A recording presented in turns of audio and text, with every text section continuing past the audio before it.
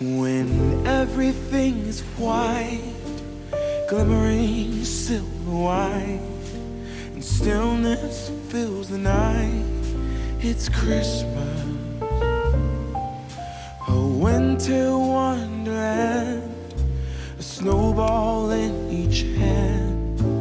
Hi everyone, I'm Devin and this is the Egan family. Thank you so much for clicking on this video today. If you are new here, we share tons of different types of videos from cleaning to crafting, motivation, and even homeschool content. So if any of that sounds like it's of interest to you, please feel free to subscribe and put your bell notifications on. This is part of our Vlogmas series, so you have some videos to catch up on if you'd like, and there will be more coming your way. So like I said, don't forget to turn on those notifications and check out the description box for all of our links to social medias, including our Instagram.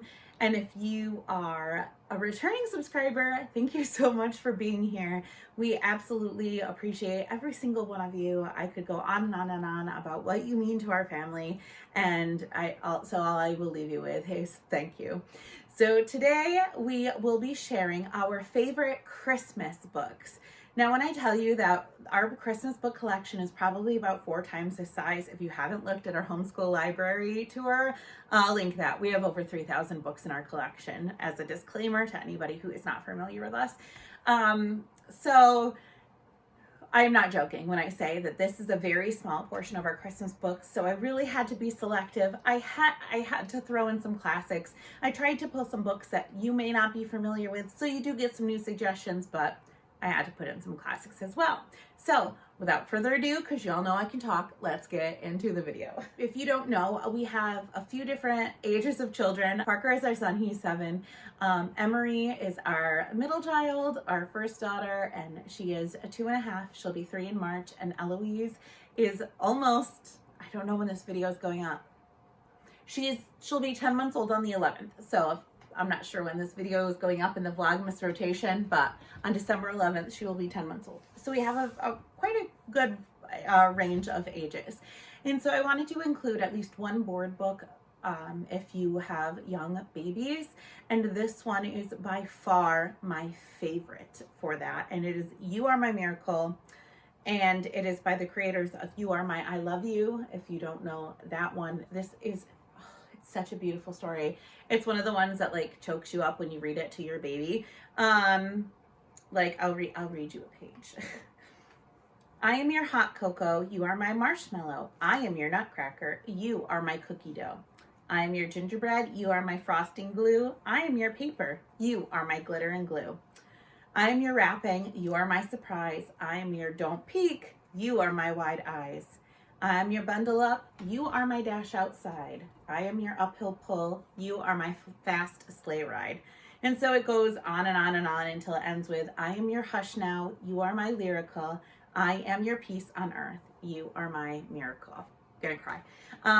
If you don't know, Will and I did struggle with secondary infertility. It took us almost 3 years to conceive Emery, which is why there's a little bit of a gap in between Parker and Emery.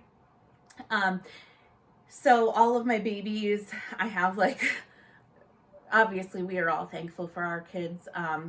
Things happened with all 3 of them that make me extra aware of how amazing and what miracles they are. So I always call them my miracles, and that book, it gets me. So if you want a good sentimental book to have in your collection as a board book for your kids, I would recommend that one. Now moving on, this is a fun one from my childhood, and I don't hear so many people talking about this series, but it's the Jolly Postman series, and this one particular is the Jolly Christmas Postman by Janet and Alan Alberg.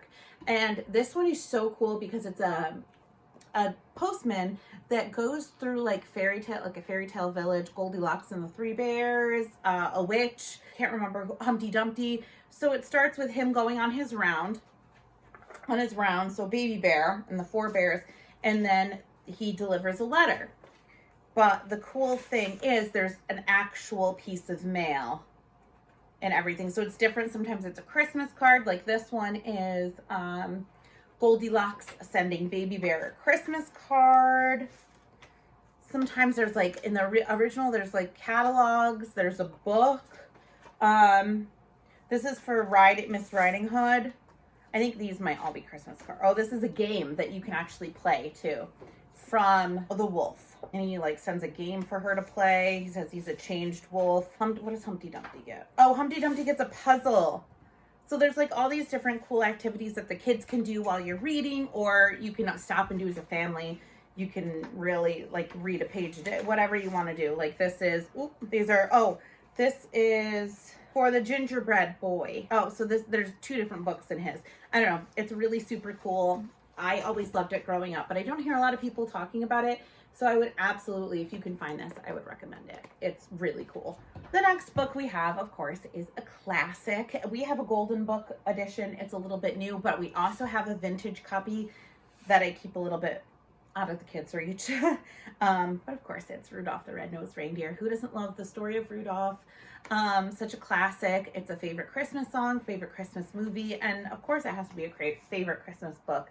The illustrations are just as adorable as the movie, and that's pretty much all we have to say about that one.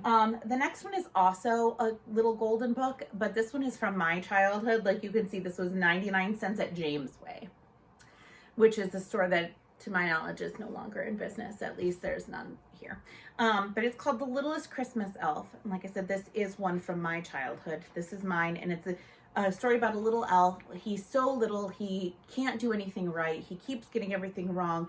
And so all the bigger elves are getting frustrated with him, and they end up sending him to stables where an older elf named Nick takes him under his wing. And then when it gets closer to Christmas, Nick disappears. I don't know what that's about.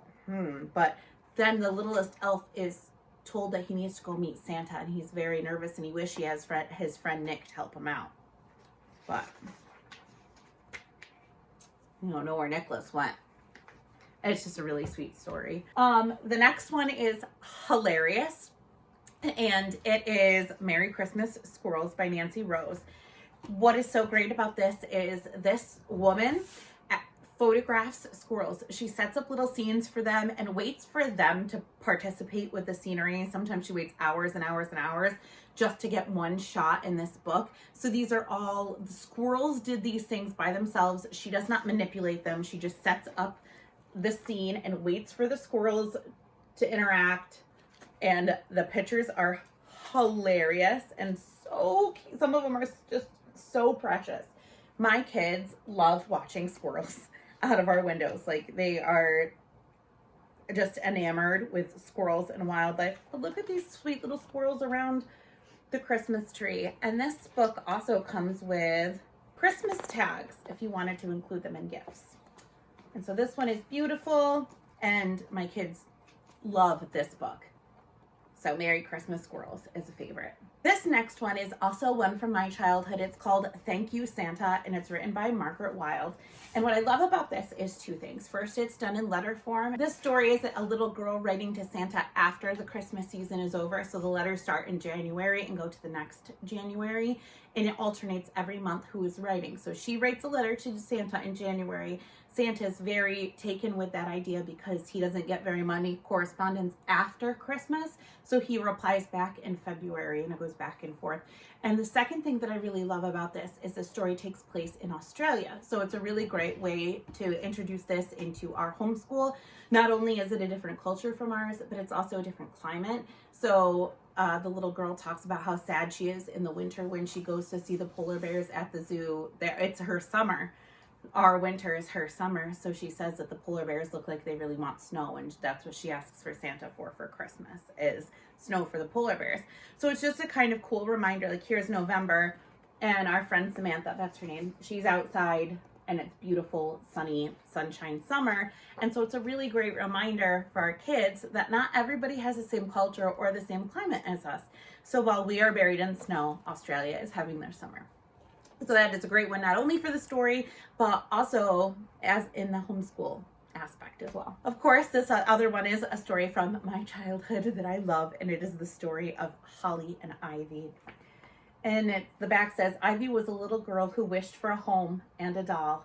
Holly was a little doll who wished for a little girl. It's Christmas, a time for wishes to come true. This is one that is definitely a lot more text heavy than any of the ones I've shared so far.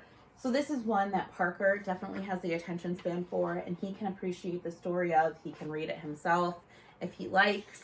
But for my younger ones, obviously Eloise doesn't really listen or participate too much. But for Emery, we would just like look at the pictures and kind of try and guess what was going on, or I would skim, or she could get up and wander around.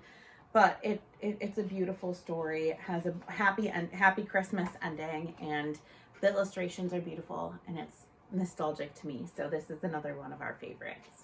Another favorite is A Brave Santa, and it's super cute. It's about a little boy who is super scared of everything.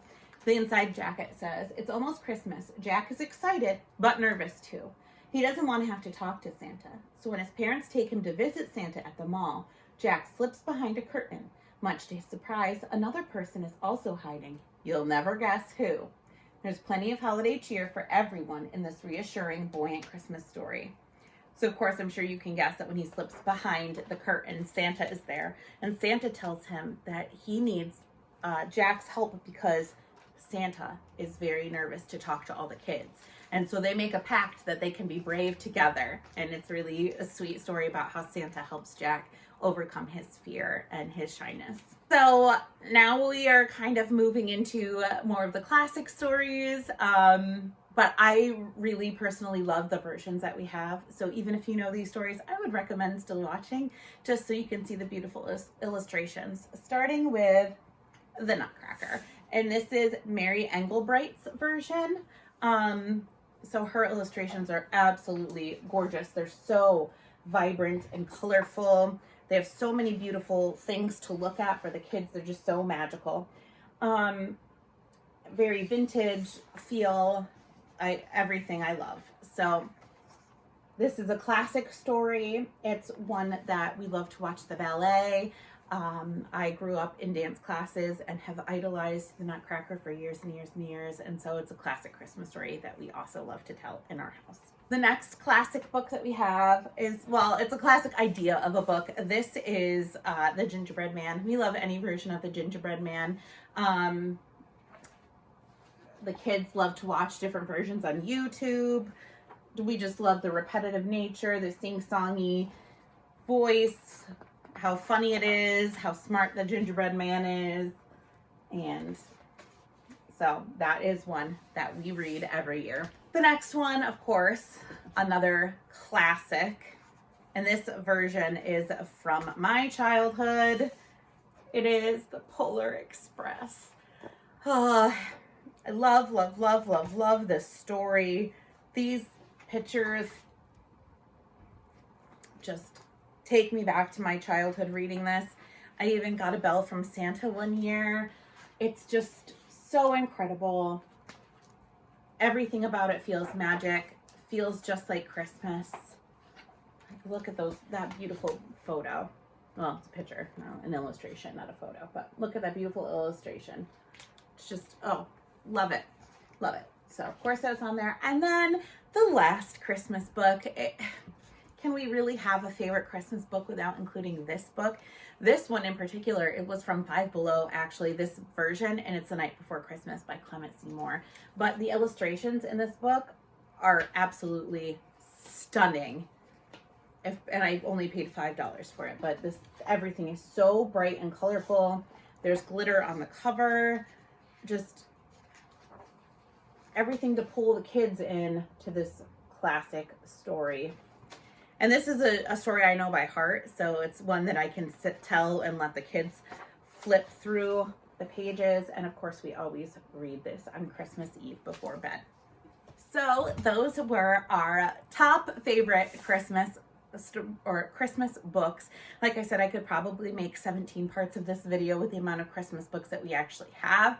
So if you do want to know any more, I can always leave some more suggestions for you. And if you have a favorite Christmas children's book that I did not mention, make sure that you leave it in the comments below. I would love to know some more. Like I said, we are a family who loves loves books. And so we were always looking for books to add to our children's library or to take out from our public library so we can introduce to our kids.